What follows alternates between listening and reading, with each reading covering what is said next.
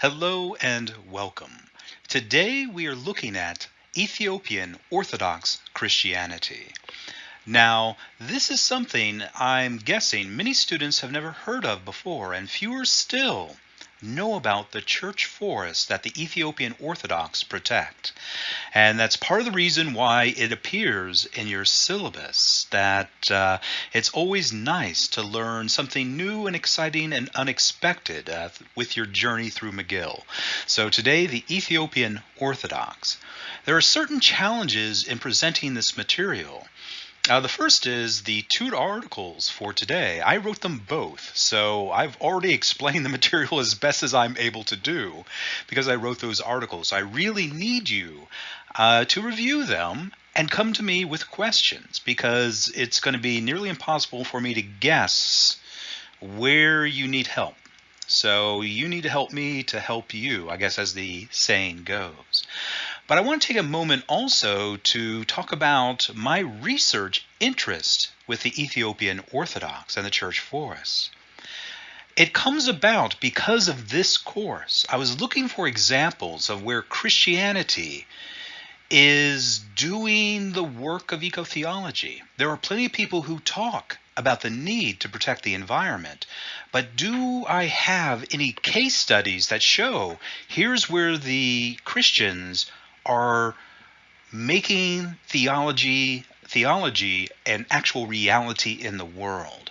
Where can I show that Christians aren't just a bad guy, according to Lynn White Jr., but here they are protecting nature as part of their religious worldview?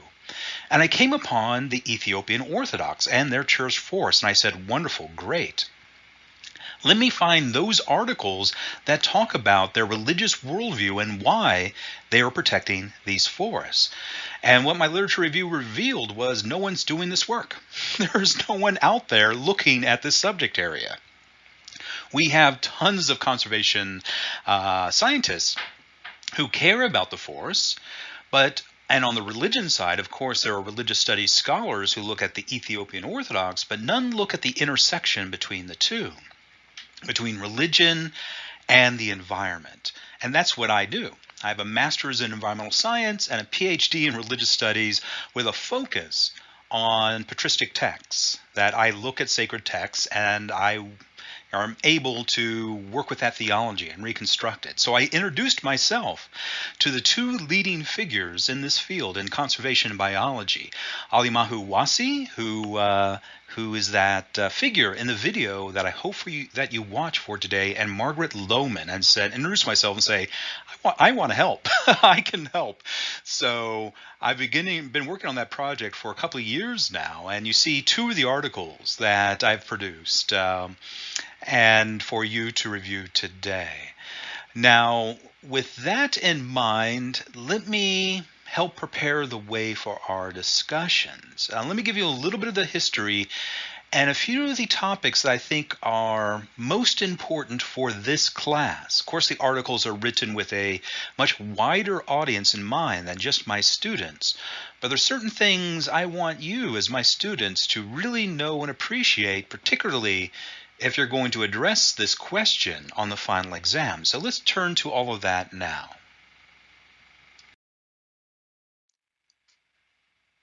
One thing to keep in mind is that Christianity in Africa was there from the very beginnings of the sub-apostolic church, of the church that came into existence after the time of the New Testament was written. The disciples went off and tried to establish Christianities in other areas.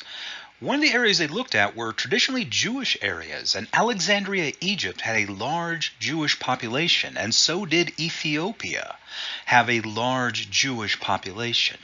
And of the 12 disciples, St. Mark went to Africa, established a church in Alexandria, and eventually that filtered down to Ethiopia. And if you're interested in that part of the history, that's detailed most in my second article of the two you're to read today. Now, Ethiopian Christianity, it is one of these, the word is schism. I was trying to find a better word than schism. Christians fight, and Orthodox Christians love to fight. And Orthodox Christians fought about exactly what was the relationship between Jesus and God the Father in heaven. Now, it's a simple matter to say, well, Jesus is God. Fine. How is Jesus God? Because he also has a human mother. So is he half God? Is he full God? Is he a demigod? Is he a human that became God-like through a life of being found worthy, that he became deified throughout his lifetime? A lot of technical questions arose. Exactly how is Jesus a human being capable of suffering and dying, and yet also God? Those technical questions define Christian identity over the first several centuries of its existence. Catholics and Orthodox share this history, and we're often called the Church of the Seven Councils because you had councils get together and they used Greek philosophical language to say exactly what do you mean. Don't just paint it in poetry. I want to know exactly, the relationships between these figures in the Bible, because at the end of it, you have monotheism. You can't have three gods. So part of that work in trying to establish technically, how is a trinity monotheistic was held. There was a particular council, the Council of Chalcedon in 451 AD of the Common Era, AD CE. Those are different ways academics talk about time. CE means Common Era. Same thing as AD, but some academics don't want to say AD because it sounds too Christian. Well, huge fight, and that fight resulted in the traditionally African Orthodox saying, we're not happy with what happened at Chalcedon, and so we're going to do our own thing. We're going to go our own way because we have a slightly different understanding of the relationship between Jesus and God. If you're interested in that part of the history, I know it's exceedingly technical. That's discussed mostly in the first article, but a little bit in the second as well. But it's an Orthodox Christianity that broke apart over a technical argument, and therefore not in communion with the rest of the Orthodox. So if you're Romanian Orthodox in your personal life, you can't go to an Ethiopian Orthodox church and take communion there. But they're still part of the Orthodox family. Very technical, I know.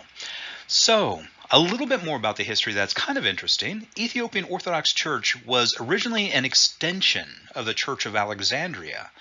But Alexandria, Egypt's pretty far away, particularly in the ancient world, and eventually they became autonomous. They're their own thing, the Ethiopian Orthodox. They choose a name that indicates their confession of faith, a Tewahedo, and you can find out what that means in both articles. It means this dispute over the nature of Jesus and how that relates to God. As an interesting side note, Ethiopia has the honor of resisting colonial takeover for the longest time, and had the last true legitimate emperor of the ancient world into the modern world in the reign of Haile Selassie I, the last emperor of Ethiopia, the last emperor of Africa, truly.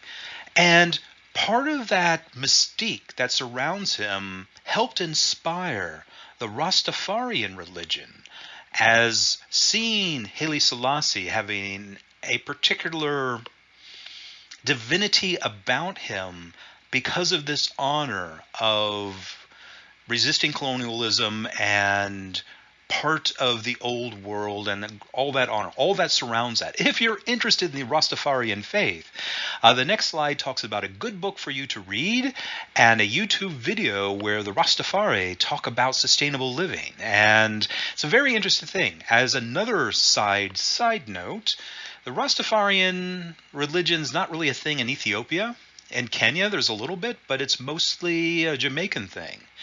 And it's interesting that the Ethiopian, Haile Selassie was an Orthodox Christian. That's fine for them.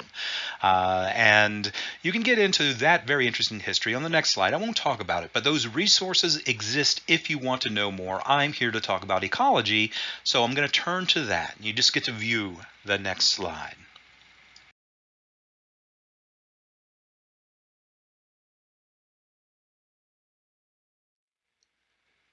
So here is the key issue shown graphically. Ethiopia. You may not realize, well, sub-Saharan Africa, isn't it all desert? No, because of a rain shadow effect. Around the Rift Valley, the northwestern part of Ethiopia traditionally has been lush green, deeply forested lands, incredibly biodiverse, a great biotic community, the Afro-montane forests that are prized for their biodiversity. And it's an increasingly at-risk biome because that's also land that people want to chop down not only for the trees but also for the agricultural land that can be opened up once you get rid of all of the trees. So here you see a graphic what Ethiopia used to look like around the Rift Valley and the northern highlands, and what the modern world has done to Ethiopia. I've seen old trees. Well, that's just money that you just need to chop down, take to the market, and get your money. And so Ethiopia has been deforested. Over 95% of the native forests are now gone, and the rest are at risk of disappearing entirely in the name of economic development. And so Ethiopia is an amazing case study of this dilemma of people want and need economic development in order to give the best lives to the people of that nation. And often the means to buy into that lifestyle are natural resources. What do you have to offer the world? Well, we have trees. Okay, great. You sell us trees, you get money, you get to modernize your nation. That is the dream of modernity. Guess what? That's not actually what happens. I think it's pretty obvious when you're given a fairy tale like that the reality is something else. But most people believe that. The best thing to do for a developing nation is develop it even faster, to make them as modern as quickly as possible, and therefore you have all the wonderful things that modern life can bring, from advanced medicines to computers to a space program if you want it. Whatever it is, just chop down all your trees to get it. My articles, particularly the first one, examine what really happens in the tension between the myth and the reality of development, not only with respect to nature, but also with the people within that nation that suffer the consequences. And the reality that all the money that's generated through development, guess what? It doesn't help the people. It only helps the elites.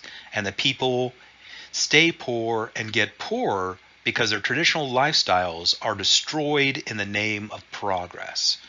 So whatever your interests are, Ethiopia is a case study of something you need to critically think about just as an ecological citizen in the world today.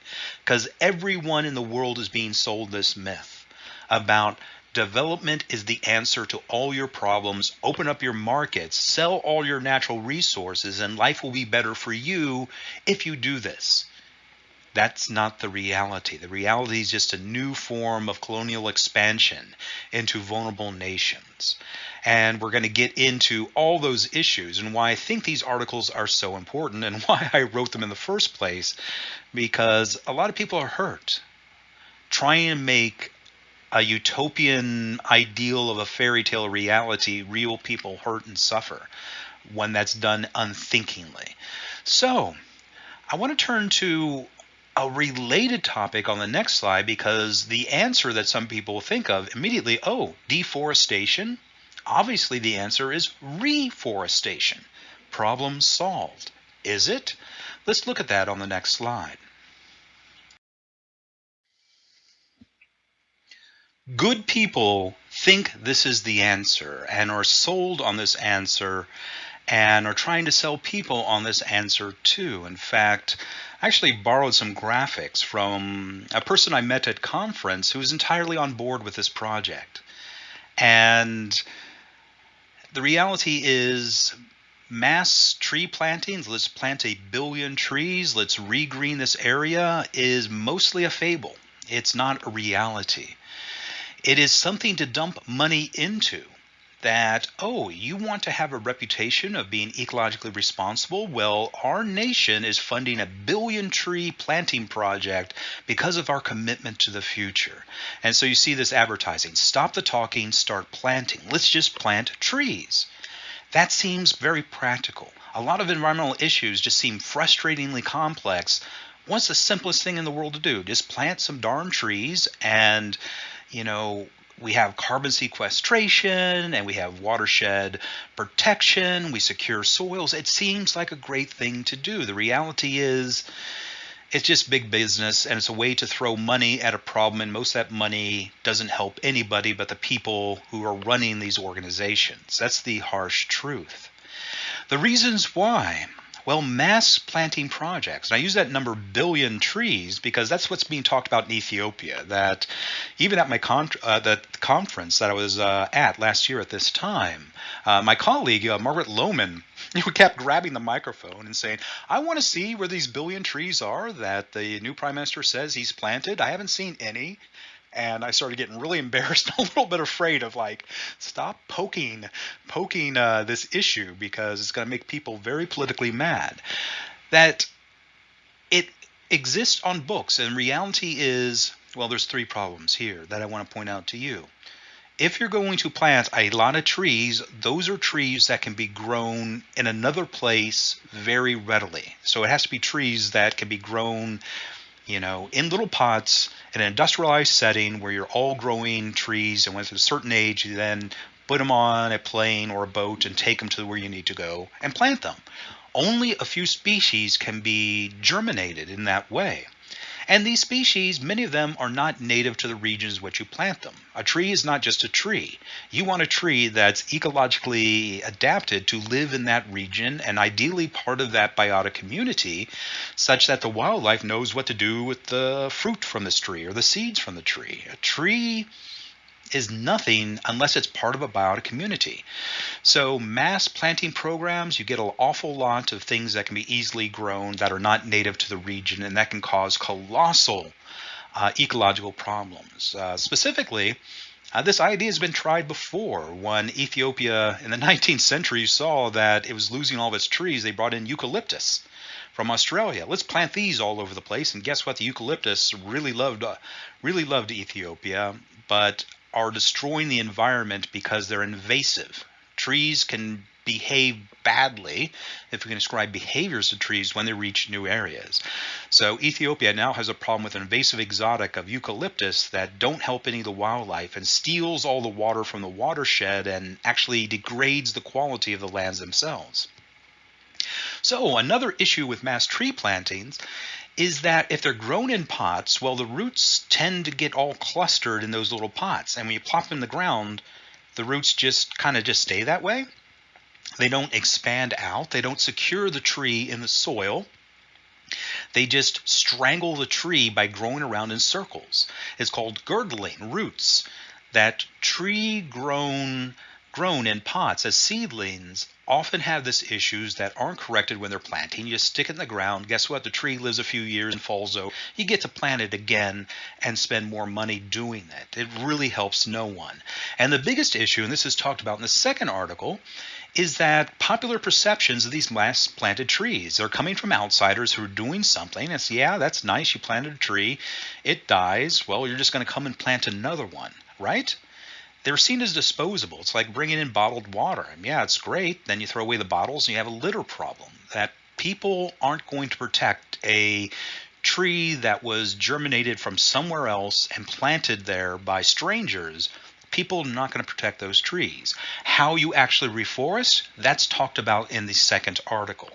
So, short answer, long slide, this is not an answer. Reforestation through mass plantings doesn't help anyone. So my apologies if you have other professors at McGill saying this is the answer. We can get 1 billion trees in the ground and we can talk about, mapping the carbon sequestration and talking about all these good things. Where's the reality? Show me these trees. Show me if they survive more than 5 years, in foreign lands and different soils.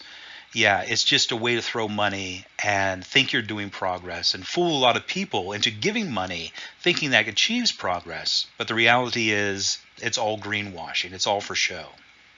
So let's move on to some other topics. I've spent too long on this slide. Here is a slide. It comes from a presentation I gave a couple of years ago at the Greek Orthodox School of Theology in Brookline, Massachusetts. I decided to plop it in here because of basically it's a very pretty picture and it shows something interesting. What you see is a church surrounded by a forest, but in the background it's all barren, mostly barren landscape, a lot of land exposed to the sky at risk of desiccating in the sun and washing away in the rains, and all that soil and productivity going by the wayside. So looked at the juxtaposition, an incredible church forest and the lands that surround it that are not the same. So in brief, it's this idea of a church forest of sacred land has given the reason why people care enough to protect the trees, protect the forest, protect the wildlife, protect the seed banks of drought-tolerant species capable of re-greening East Africa, is because of this relationship between a church and the forest, the people, and the wildlife existing within religious communities in Ethiopia. That's what makes Ethiopia so fascinating. So look at this contrast here between the forest and the land. If you watch the video, you have a really small forest around a church that's shown from the air. And because it's all in one picture. Some of these forests are 10,000 hectares large. Some of them are really tiny. It depends on the area. But if there's a forest that remains in Ethiopia, either it's in a valley that no people live or can get to easily, or it's around a church. The only reason why these forests exist is because it's part of the sacred community of the church itself. So religion and nature, here they coexist as one. They're not oppositional at all. Very fascinating realization when you see it all in one picture.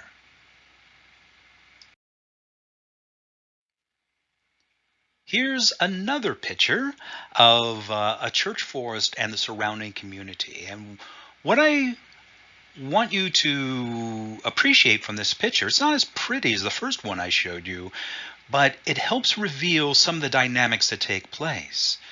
So on the center right part of the screen, you see a mountain that's covered in a forest. At the top of that mountain, there will be a church.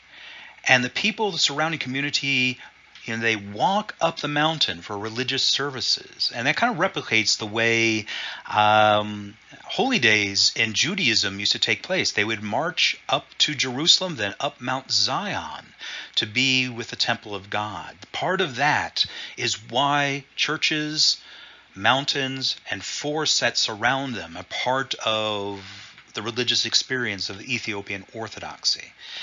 But in the first article, please note the interplay between the forest and the community and the ecological services that people get from having such a large forest around their communities, and the exchanges that take place and all the ecological benefits that happen to the surrounding agricultural lands that make them productive. So it's not just you have a ecological preserve protected, you have that ecological forest, that reality, that biome, improving the agricultural lands around it in very real ways that can be measured scientifically. The productivity of those agricultural lands, one example, is dependent on the pollinators that exist in that forest. Remove the forest, you lose the pollinators, you lose agriculture. Then you lose everything. You have famine once again. So in the first article, notice the interdependence and the interplay between the native biotic community and everything that it supports in terms of human well-being, spiritual and physical, of the surrounding communities when you have these forests existing. So note that in the first article.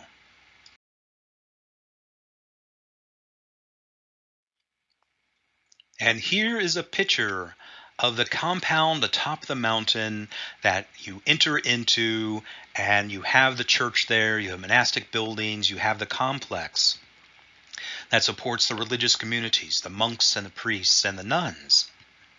who are part of the Ethiopian faith. And the reason why this slide is here is just notice how beautiful it is, how beautiful Ethiopian iconography is. And so, yes, people won't protect what they don't love. And beauty and love and being inspired to protect it, that's all part of this conversation. So this slide is just here and saying, wow, look at the colors, look at the beauty, look at the people, look at the architecture, look at nature. It all is one together because, as the video mentions and my articles argue, what this is all meant to be, it's meant to be an anticipation of Eden reborn. It's an anticipation of how people are meant to live in the world. It is the perfection of the human being as a creature of God within nature, as part of this temple of God. And all this comes together. So you can tell I'm more than a little bit excited about Ethiopian Orthodoxy. So I just hope you appreciate that. But it's hard for me to restrain myself and not get carried away by talking about this subject I love so much. So the first article, let me start there. That's probably the most important one for this course. The second one gives a deeper religious history for the Ethiopian Orthodox, and for those students with the School of Religious Studies, the second one is probably going to be the most interesting to you. For those students in anything development, international development, or the School of Environment, you really need to look at article number 1 because there's a lot going on here. Part of the reason why I wrote this article is because of the academic literature is a mess. And I'm looking for where's the great article I can show my students about Ethiopia. And I found the conservation biologists, and they're here about the rareness of the forest and the need to protect them and how they're shrinking every year and all the great biodiversity of the forest. They're interested in that. Then I look to the agricultural science journals.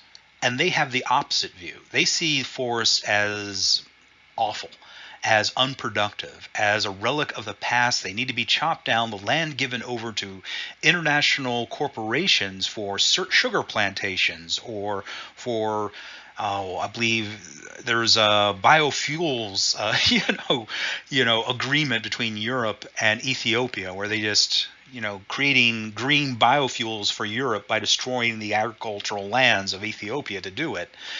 It's an incredible mess. And I wanted to explore, you would think academics all agree on things, but depending if you're a conservation biologist or if you're the agricultural scientist, the church forest reveals a conflict between those disciplines over what these forests are for and what's best for Ethiopia. And I wanted to explore that, particularly using the lens of food security. If you've heard of Ethiopia before, it may not be as true today as it was in the past, but if you talk to your parents, they say, oh yeah, Ethiopia has a lot of famine. There was a huge famine in the 1980s, and they actually had to have this Live Aid rock concert to raise money to help the starving children of Ethiopia. Famine's terrible. Ethiopia is a desert and people are starving to death. Okay, let's work with this. Let's talk about food security and what's really happening in Ethiopia and what's really happening with famine. So the article begins with this conflict between the conservation biologists, the agricultural scientists. Let's talk about food security and what's really happening in Ethiopia and how best to ensure food security in that nation. And ultimately, I argue subsistence agriculture is not the enemy, it's what keeps the people fed. Subsistence. It means you live off the land. And the church forests have to be protected because they're required for the agricultural productivity of this land. And if you want to help Ethiopia, you need to invest in traditional agriculture and improving that through irrigation and land rights and things you can do.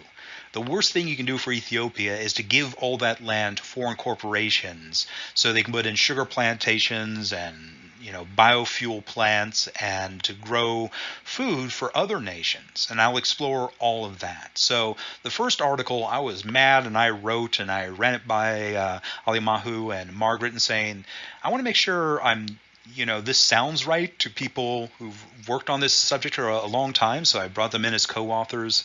So, short answer, I'm excited about the first article. I think it's most important for you as students to know what's happening there because of this discourse of what is best for developing nations, and read it in light of those questions.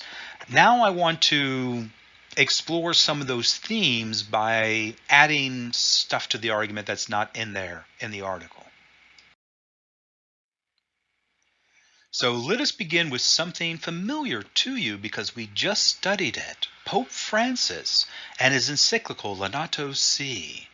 This encyclical, which is trying to wake up the world to the need to protect nature in order to protect humanity. And he writes in this encyclical, section number 38, let us mention, for example, those richly biodiverse lungs of our planet, which are the Amazon and the Congo Basin.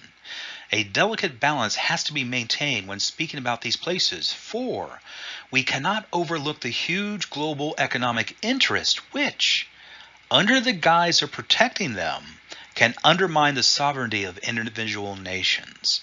In fact, there are proposals to internationalize the Amazon, which will only serve the economic interests of transnational corporations. End quote. So the Pope is pointing out people want to protect biodiversity, but there are others saying, well, we can take advantage of people's interest in the matter, saying, we're here to help, we're here to protect you. And the best thing you can do is just to give over these biodiverse areas to international global interests under the guise of protecting them. Think back to what I just said about mass tree planting projects. It's just something to dump money into, and trees really don't come out of it when you just dump money into an idea like that. So the Pope talks about this. He talks about the Congo Basin. He talks about the Amazon. Are these dynamics also taking place in Ethiopia? Is there economic interests that are trying to exploit a developing nation, often in the guise of helping them, and it's not helping the people at all? Is that something you have to wake up to, have to realize when you hear just news stories in the, saying that, oh, the World Bank has done this and it should help lots of people? Maybe, maybe not. You should be aware of what's happening here. So let's take a look at Ethiopia. What's happening in Ethiopia?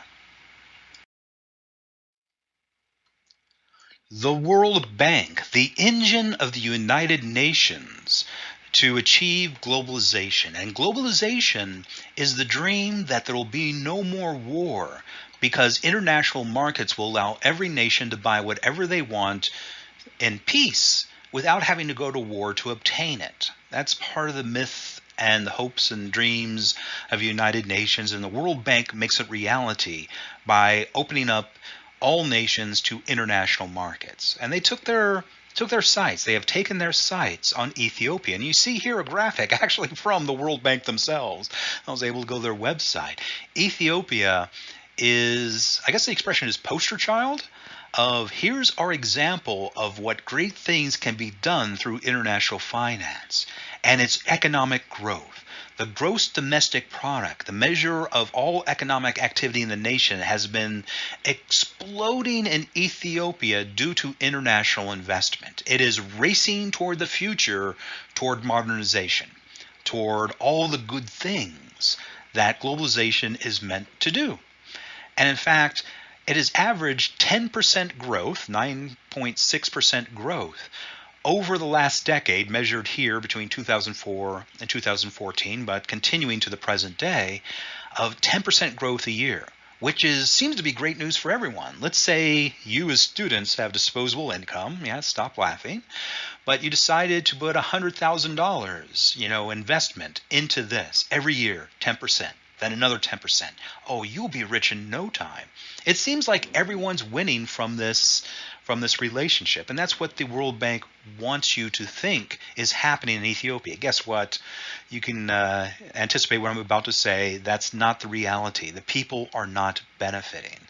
But let's go further into this. But here's where we begin. World Bank, let's globalize because everyone will be happy when we do.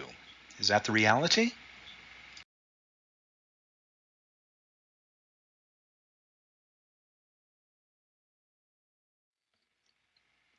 The ones on board with this vision of globalization and development are the agricultural scientists. The agricultural scientists are the ones who go to university to study scientific ways to improve the productivity of agricultural lands through science, through technology, through investment. So agrarian science going, ooh, World Bank wants to invest. Oh my God, this is everything we do. We love it entirely. And part of my initial work of trying to find who has something to say about the Ethiopian Orthodox Church and protecting the church forest, my literature review took me here and my jaw dropped. I was shocked and then I got angry. This is a scientific journal. This is top as you get, peer-reviewed scientific journal talking about what's really happening in Ethiopia in terms of food security. And so as a scientist giving you his scientific view. And he uses this quote here, which is jarringly out of place in a scientific journal. And the quote is, "It is the Tiwahedo clergy who have rendered this rich and ancient land of Ethiopia ignorant and sterile. They are the source of all evil, the foundation of ignorance." End quote. And I'm here, wow. I mean, where are you getting this? What proof do you have? In fact, what this particular scientist has done has pulled something out of context from a Catholic missionary, a couple of hundred years ago, and his frustrations of, I can't make the Ethiopian Orthodox convert to Catholicism, so he wrote all this bad stuff about the Ethiopian Orthodox, and that happened to be a very useful quote in the argument of this paper of saying the Ethiopian Orthodox are the problem because they're protecting these forests, and we have to chop down these forests because we want to do the tools of agrarian science to make the land productive so people don't starve. So that is where this article is coming from. The agrarian science discipline is convinced that agrarian science is the best thing to do to achieve food security. And it's just kind of very circular in its reason. If you're an agrarian scientist, the answer is agrarian science to achieve what you want to happen, which is for everyone to have food and not starve. Very laudable, very praiseworthy. But along the way, he's trashing an entire religion in order saying that religion is a problem because it's stopping us from chopping down these forests that we need to do in order to feed the people. That is the conflict. That is the conflict that inspired me to write that first article. And so I'm going to deconstruct that conflict through arguments. I'm not going to repeat here. You can read them for yourself.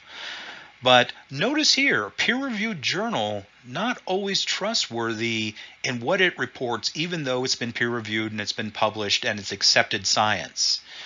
There's a conflict here. Not everything that's been peer-reviewed is actually trustworthy. That is something for you to remember in all your classes, because you just can't grab an article and think, okay, that's fine, it proves what I want to say. The real truth might be much more complex than that.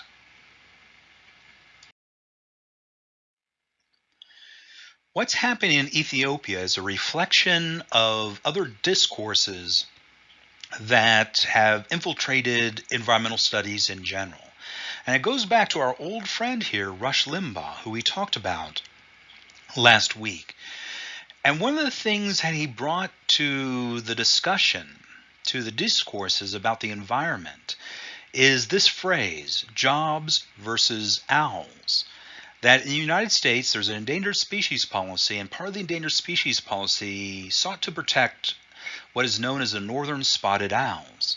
But there are lumberjacks who wanted to go into the forest and chop down trees, which the owls depended on.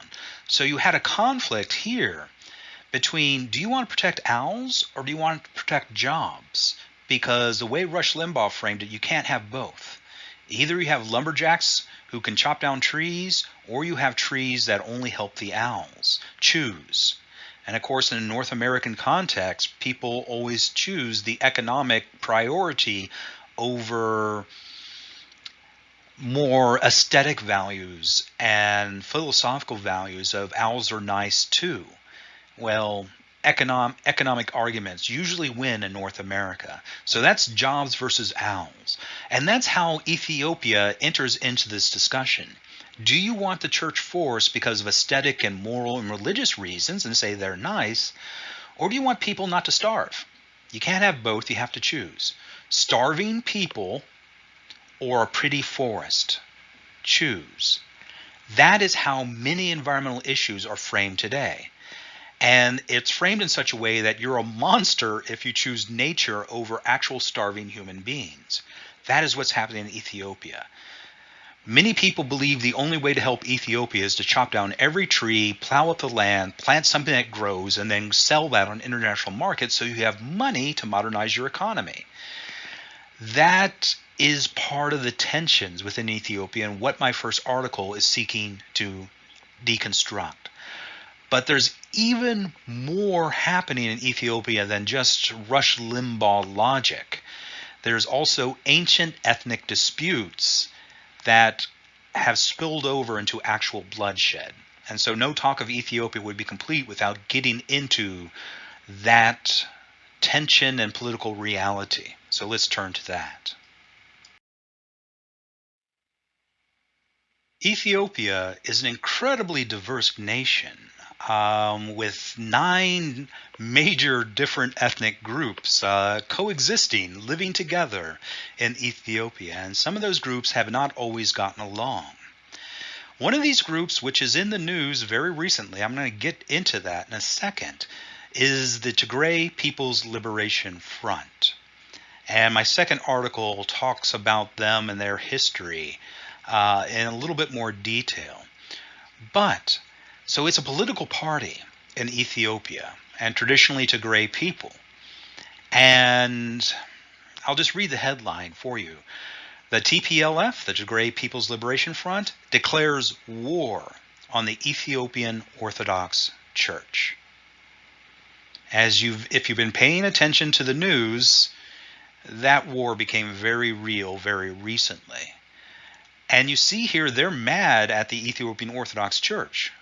When this article from 2017 was written, is because the Ethiopian Orthodox Church is protecting the forests that the TPLF really wanted to know, we want these forests for economic development because China wants to have a huge sugar plantation, and you and your crazy church and your monks are standing in the way of this. And that has led to very real conflict I'm going to talk about on the next slide.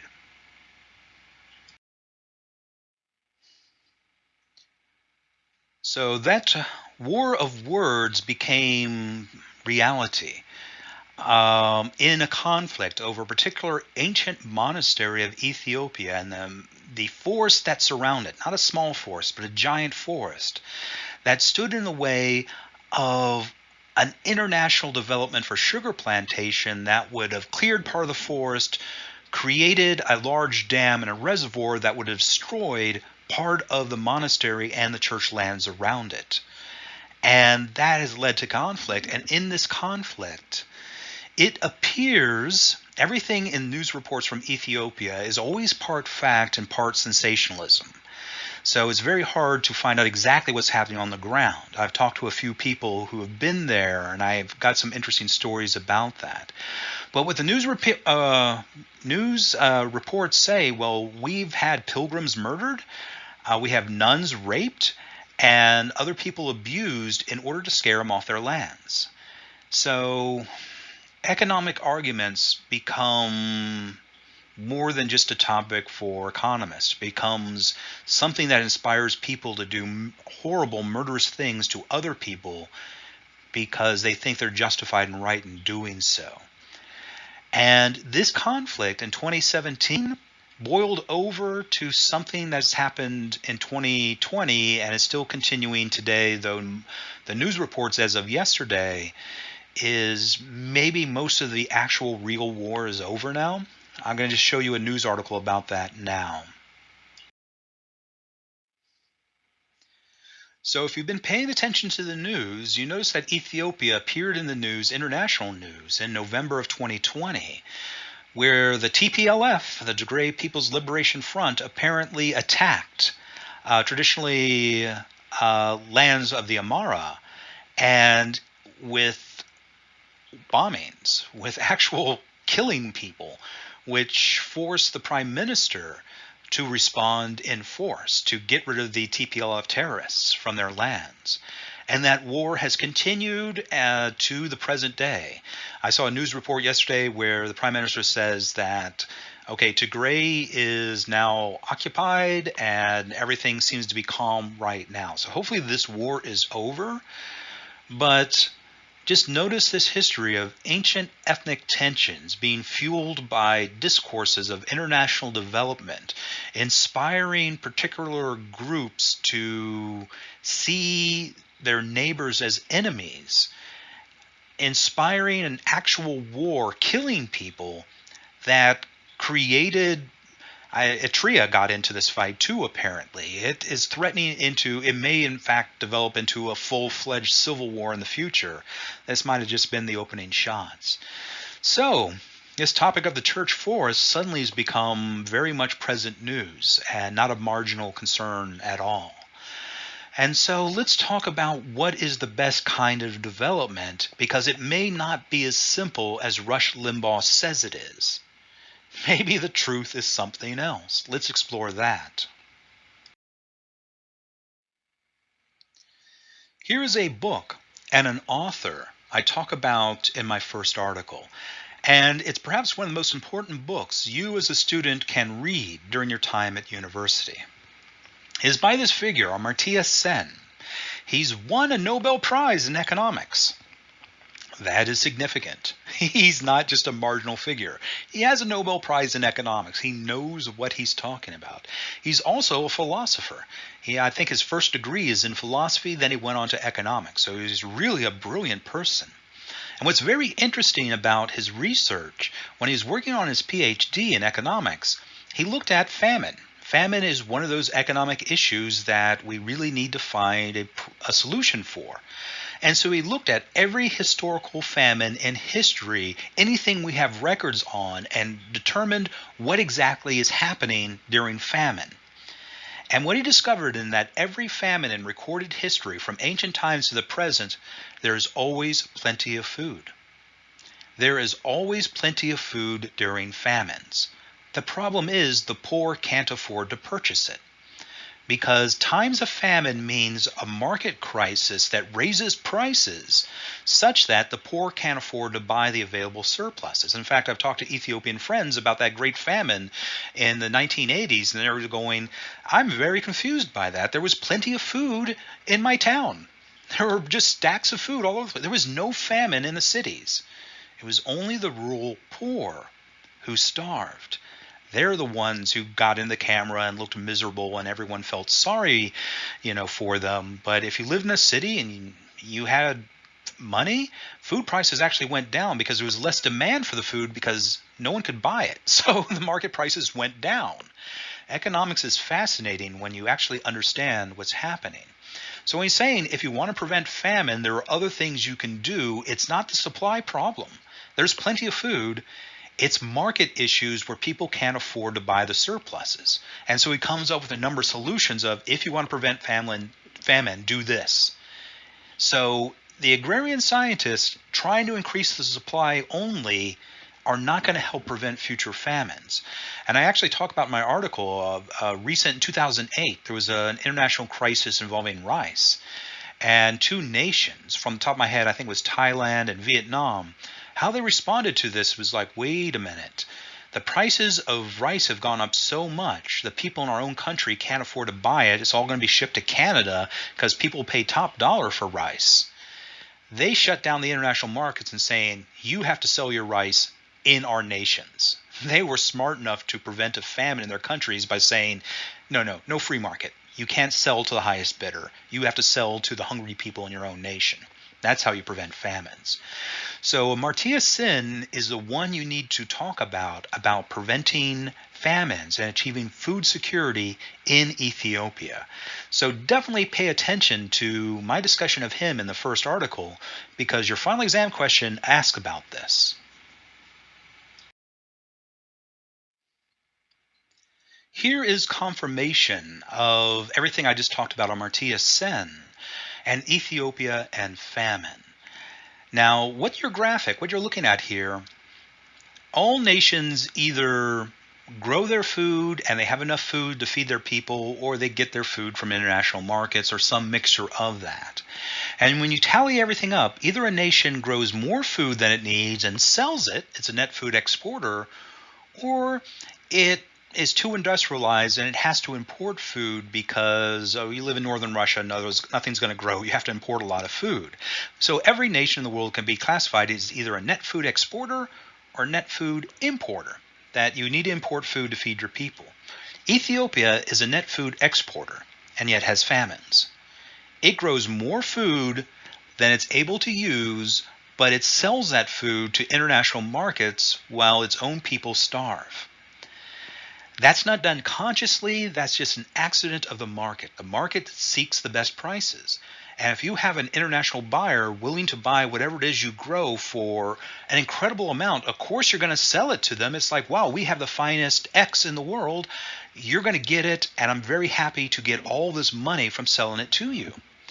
So that is what's been happening in Ethiopia. Another echo of this is colonialism, that part of Adam Smith, and a very old figure in economics, was talking about certain nations specialize in certain things. And I believe his examples were the British are really good at textiles and the French are very good at wine. So if the British specialize in textiles, they'll have enough money to buy all the French wine that they want. And so the idea of specialization in what you're good at. If you have the best textiles in the world, you can charge top dollar for British textiles. And if you have the best wine in the world, people will pay top dollar for that. People have decided that Ethiopia, what are they better at than anyone else in the world? Growing coffee. That's one of their agricultural exports. They have a lot of land dedicated to growing coffee for foreign markets, which is very little benefit to the Ethiopian people at all. I'll actually show the numbers of what this relationship, like theoretically, if you're the best coffee growers in the world, you're going to get all this money to buy all the school books and all the modern medical machines and all the food from all the other markets in the world, and everyone is happy. That's not the reality. Very few people get rich off this, but they get really rich off this if you're one of the few people who grow the best coffee in the world. Or actually, technically true, if you grow coffee, you make no money.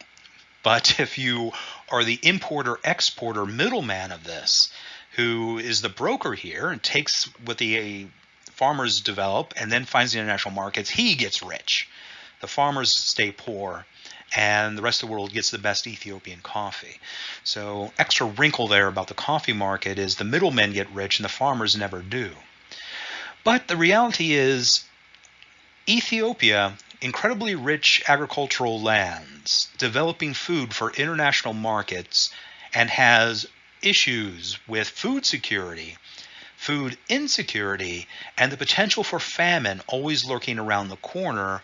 And this is a consequence of current thoughts of globalization and the World Bank about what is best for Ethiopia. So I want to give a few details about that and then bring this lecture to a close.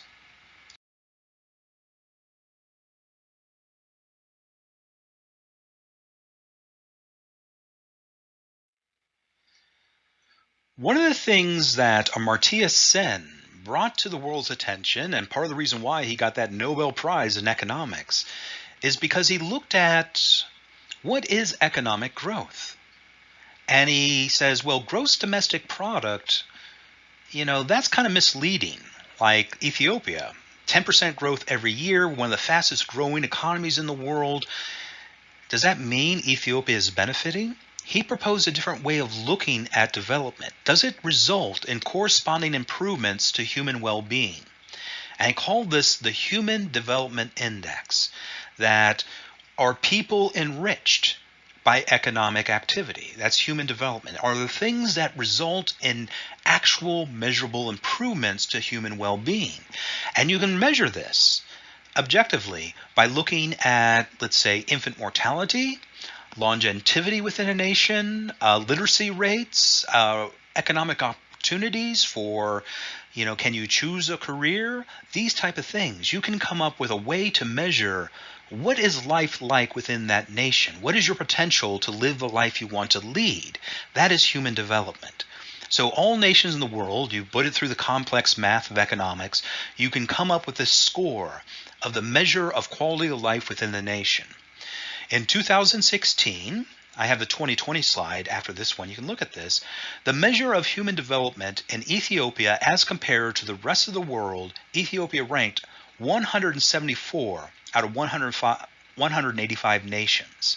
It's one of the worst nations in the world in terms of human development, in terms of literacy rates, in terms of infant mortality because of lack of health care, of longevity in terms of healthcare as well as economic opportunities.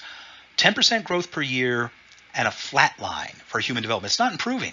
It's not measurably improving. It's flatline. The 2020 graphic on the next slide shows the average person in Ethiopia is not benefiting from the rest of the world getting rich through investing in Ethiopia in its export markets of agricultural goods and then expropriating lands for sugar plantations and ethanol plants and all the rest for international development. Let's get all the monks and nuns off the land. Let's turn over the land to China so they can grow food for the Chinese market.